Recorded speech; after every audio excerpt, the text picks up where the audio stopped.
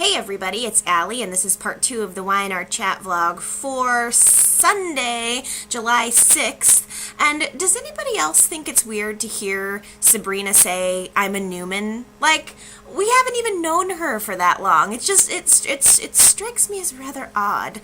But I guess with being a Newman comes great responsibility, such as hosting the gala, which I don't totally understand why Catherine asked her to do it in the first place, but it's fine. Okay, so Sabrina's hosting the gala, but the weird thing is that she's co-hosting with Victoria. And my initial reaction to that was, it's going to be a cat fight. I was expecting to see some hair flying, and I was kind of excited about it. I don't know about you, but like, we haven't had a good cat fight in a while. I kind of wanted to see it. Like, I was already preparing. Like, I was asking myself, who would win in a fight? Okay, who would win in a fight, Sabrina or Victoria? Take out the fact that you've known Victoria for a lot longer. Just like physically, who would win in a fight? I would love to know. I don't know. I kind of think. I kind of feel like maybe Sabrina could kick Victoria's ass just because, you know, Sabrina's like tall and she just looks like she's strong, and Victor probably taught her some boxing skills already. I don't know. What do you guys think? I'm curious to know.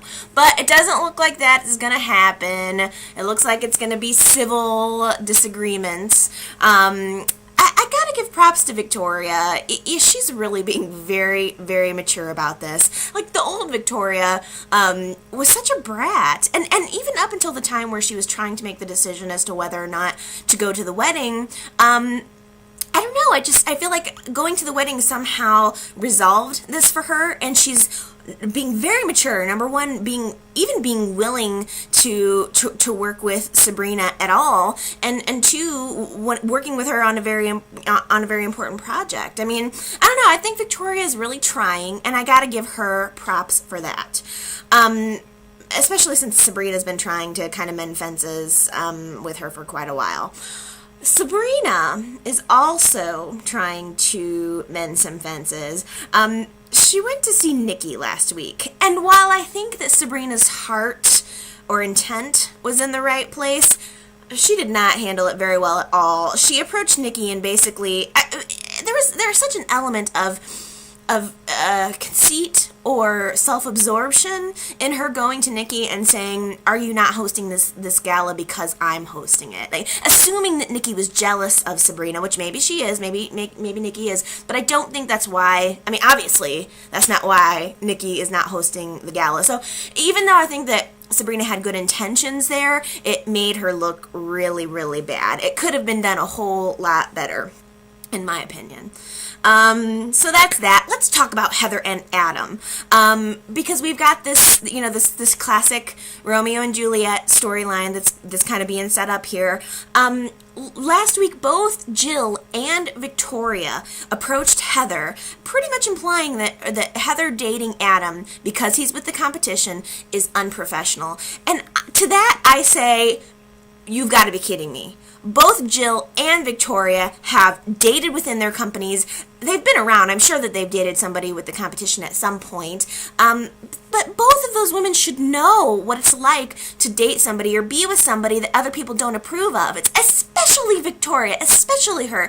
Mainly because of the fact that Victor has disapproved of all of her relationships, and she is adamantly said at every chance that she could along the way, "You can't control my life. You can't control who I date." You know, I mean, and so it's so weird of her to even to put that onto somebody else. Not to mention the fact that she and Brad worked at the same company, and not only that, but he was in a high position at the company because of her. I mean, that, in my opinion, is far more unprofessional than dating somebody who works for the competition. Victoria gave Brad preferential treatment on projects. She got him a seat on the board because he was her husband. So Victoria, don't even try to tell Heather about unprofessionalism at work.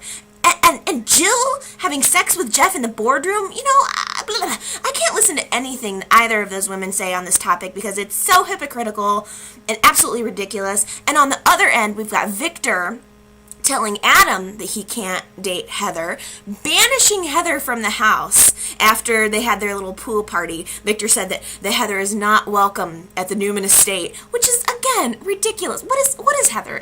Well, what is she, like, I think I said 29 or something? I mean, Victor, come on. Heather was doing her job at the time.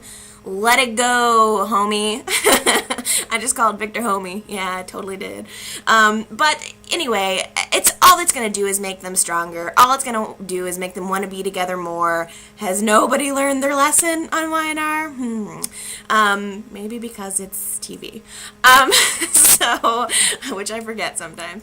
But one final thing I wanted to say is, Heather is sexy. When did that happen? Like, she was totally librarian. She had glasses and her hair was always up and she was such a bookworm. And now she goes over to the Newman ranch to have this pool party with Adam. They're standing in the main room and Adam says to her, "Why don't you go ahead and go into the pool house and change?" And she says, "Why, when I could change right here?" And she just whips off her clothes. She's like all tan in this bikini. She's got like a rockin' bod, long, like, beautiful hair, and it's like, when did that happen? Heather just totally exploded as this, sex pod or something, and I didn't even notice. I mean, it was just like, wow, where did that come from?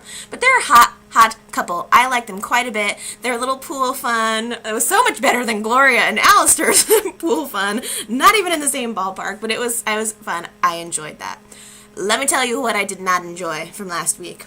This is gonna sound really mean, but okay, Devon and his new family that just arrived out of nowhere, Devon and Company.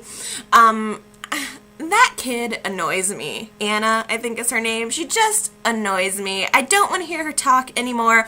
And although she has a good singing voice, she's a good singer. I'm totally not disputing that. I don't want to hear it. Like, I don't even want to hear it. I totally fast-forwarded that. I totally skipped over her and her little song. And I know that's mean, but, like, I don't watch Y&R for the music, you know? I mean, when Karen sang at the club, I thought that was kind of cool because, well, for one, I like Karen, but we had already known that character. We had developed a comfort level with her. You know, we went through the whole stage fright thing, so it was okay. Like, by the time she finally sang, it was like, oh, that has a storyline behind it. But when they bring people on just to sing for no reason, with the exception of Little Richard, it's just like, you know, it's like, why? So I'm sick of the kid. Kids on Y&R should be silent. They should be seen and not heard. That's so horrible. I can't believe I said that, but it's so true. And just in general, I have no interest in that storyline. Like, now Anna and her mom, I can't remember her name, they're living with Neil, and, I mean, what is it gonna mean? Are they gonna cause some trouble for Neil and Karen? Okay, so she's down and out. She lied to Devon coming into town, but I don't think she's I mean, she doesn't strike me as somebody who's trying to scam something. I mean, if she's lying, she's a really good liar, but I'm not interested in it. If she's not going to be scamming and sneaking, then what exactly is she doing? What's the purpose? Where is this going? I don't know. I'm kind of not interested. So I just wanted to tell you that I'm not interested. What's Chloe doing? What is Chloe doing? She's now throwing away good pictures of other models in an effort to make Lily look better, and what is this for? I mean, there's a part of me that's thinking maybe she is just setting Lily up so that she can knock her down. Like maybe if she controls her career more, I don't know. Like, I think there's that jealousy element there, or maybe she's trying to get Lily to become more and more famous so that there's a possibility she'll leave Kane or meet somebody else. I don't know, Chloe. Come on, get a life. I'm aggressive today. I don't like anybody today. Sorry. Okay, but this needs to be said, and I know you guys are going to agree with me on this.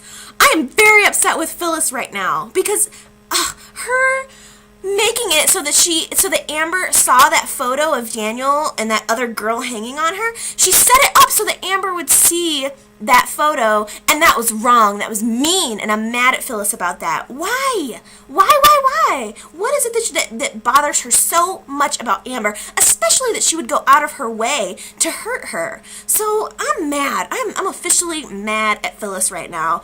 I want to see something, I want to see her apologize for that. We're getting elements of the old Phyllis here. Like, that's sneaky and wrong, and I definitely didn't like it. And the worst part is that it caused Amber, like, I haven't seen the 4th of July show yet, but I saw the preview that Amber is going to kiss Corbell. No,